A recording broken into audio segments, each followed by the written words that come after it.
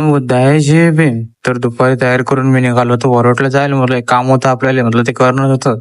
आणि तेव्हा ते एवढं गुंतप होतं ते काय सांगा तुम्हाला. ब्राइटनेस काम करो ना, मेरा जिंदगी झंड हो रहा है तुम्हारा बजट. तेवढ्यात मी निघून गेलो दुसऱ्या गाडीवर बसून. हॅशटॅग फुकटवाले बाबा. गजब बेइज्जती है. मग तेव्हा तुम्ही पोहोचलो वरोटला पोहोचून म्हणलं दादा भेटला मला. तर मला मी दादाच्या गाडीवर बसून फिरत राहिलो म्हणलं इकडे तिकडे. तेव्हा ऊनले तपत होतं म्हणून तोंडाला घेतलं म्हणून बांधून.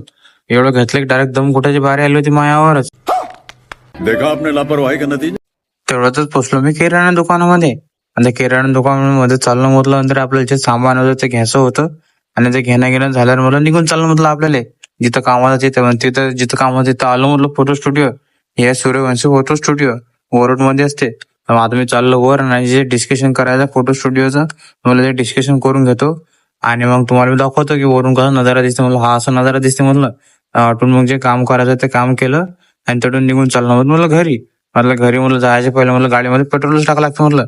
आणि पेट्रोल टाकायला तर म्हणलं लय मोठी रक्कम होती आपल्यापाशी 20 रुपयाची. तर 20 रुपये पेट्रोल टाकलं आणि टोटल निघून चाललं म्हटलं घरी. चला मग भेटू आपण अशाच पुढच्या व्हिडिओ मध्ये.